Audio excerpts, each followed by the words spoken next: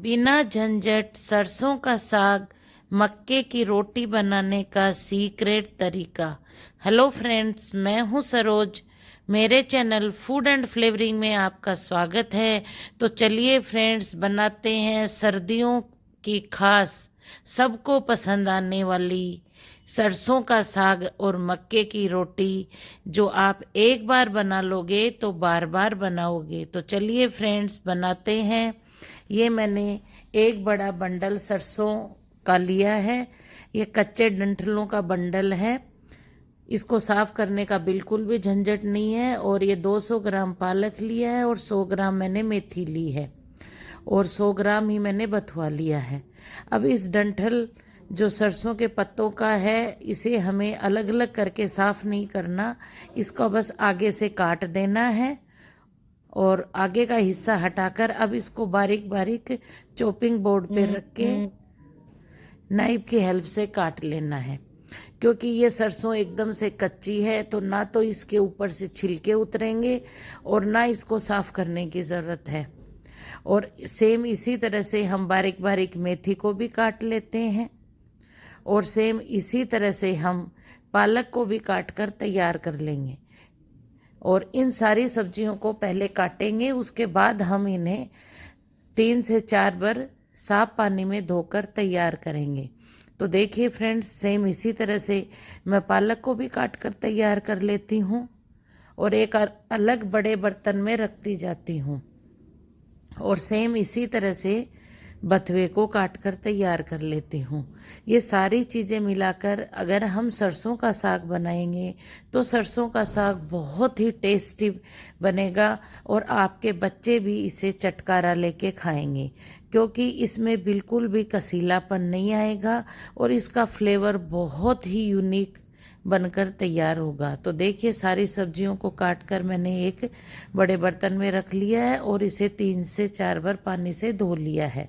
अब मैंने बड़ी हांडी ली है, उस हांडी में इन सारी साफ की हुई भाजी को डाल देती हूँ और अब गैस की फ्लेम को ऑन करके उस पे इस हांडी को रख देती हूँ और इसमें 1 गिलास पानी का भर के डाल देती हूँ और ढक्कन लगा लेती हूँ। इसे हमें 15 से 20 मिनट तक पकाना है। बीच बीच में इसे चेक कर लेना है। एक बार चेक कर लेती हूँ अलट पलट करके चम्मच से और इसे वापस ढक्कन लगा कर रख दूंगी और गैस की फ्लेम को कम रखूंगी। और 15 मिनट के बाद इसको हम चेक करेंगे तो ये एकदम पकी हुई मिलेगी। तो देखिए, 15 मिनट हो चुकी हैं और सारी सब्जियां अच्छी तरह से पक चुकी हैं।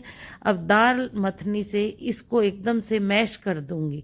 हमें इसको मिक्सी में पीसना नहीं है, इसी से दाल मथनी से ही हमें अच्छी तरह से मैश कर देना है। और अब इसमें मैं 4 से 5 चम्मच मक्के के आटे की डालकर और इसी दाल मथनी से अच्छी तरह से मिला देती हूँ।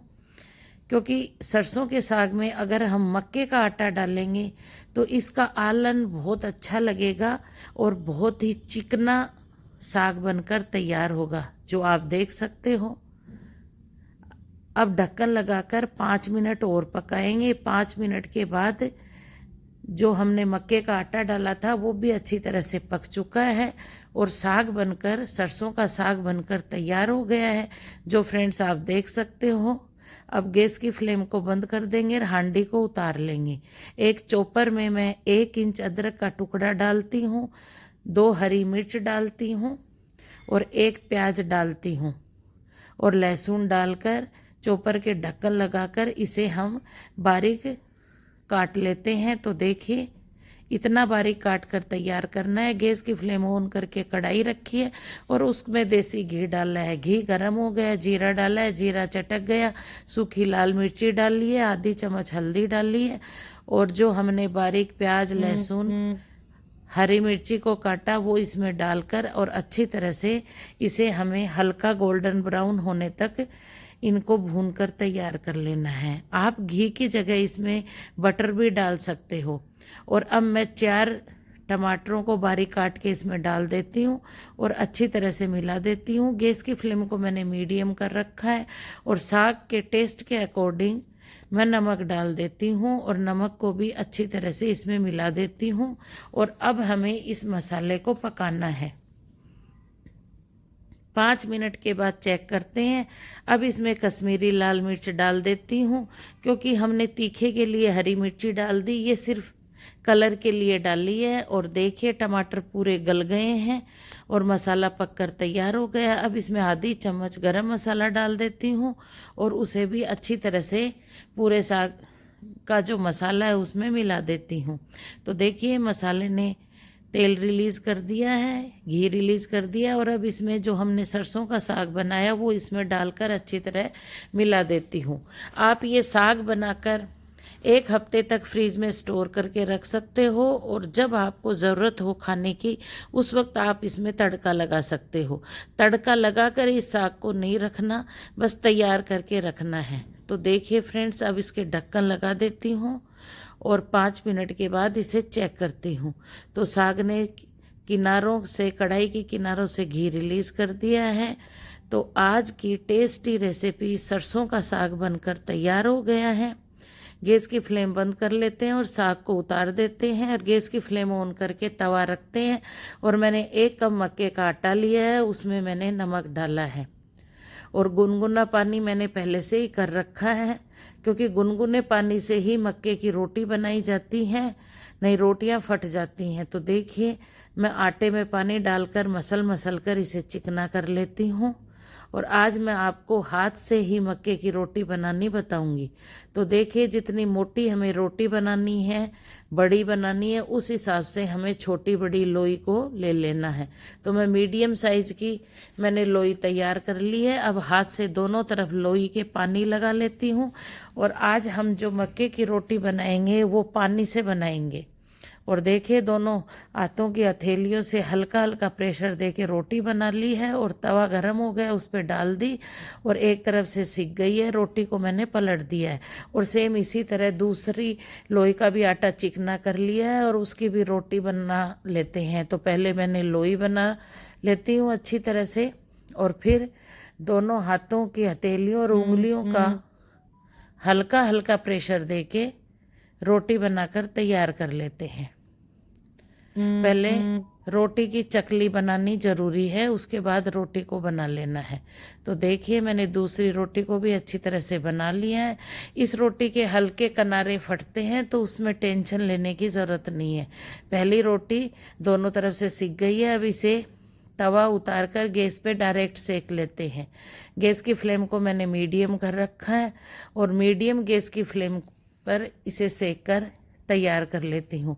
तो देखिए फ्रेंड्स कितनी शानदार मक्के की रोटी बनकर तैयार हुई है। देखिए अब इस रोटी को हटा लेती हूँ और तवे को वापस गैस पे रख के और रोटी को पलट देती हूँ। और देखिए ये रोटी भी दूसरी तरफ से सिक गई, इसे भी गैस पर डायरेक्ट सेक कर तैयार कर लेते हैं। तो फ्रेंड्स आप देखिए मक्के की रोटी भी बनकर तैयार हो गई है। दोनों तरफ से मैंने रोटियों को गोल्डन ब्राउन चिट्टी आने तक सेक कर तैयार कर लिया है। अब गैस की फ्लेम को बंद कर देते हैं और रोटी के घी लगा लेते हैं। अगर आपके पास घर का बनाया हुआ बटर है तो उससे भी आप इस रोटी में लगा सकते हो। तो देखिए फ्रेंड्स मैंने प्लेटिंग कर ली है सरसों का साग और मक्के की रोटी की। देखिए फ्रेंड्स कितना टेस्टी सरसों का साग और मक्के की रोटी बनकर तैयार हुई है। अगर फ्रेंड्स आपको ये रेसिपी ज़रा सी भी पसंद आई है तो आप मुझे कमेंट करके ज़रूर बताना। अगर आप चैनल पे नए हो तो चैनल को सब्सक्राइब करना और बेल आइकन को ज़रूर दबाना, ताकि आपको मेरी नेक्स्ट रेसिपी का नोटिफिकेशन मिल सके। तो फ्रेंड्स आपने देखा कि सरसों का साग और मक्के की रोटी बनाना कितना आसान है। अभी इस भयंकर ठंड पड़ रही है और इस समय ये बनाना शरीर के लिए बहुत ही गुणकारी है, क्योंकि सरसों के साग की तासीर गर्म होती है। इसलिए आप इस रेसिपी को सर्दियों की सीज़न में कम से कम एक बार ज़रूर से बनाकर खाइए। तो चलिए फ्रेंड्स मिलते हैं एक और नए दिन के साथ, एक और नई रेसिपी के साथ।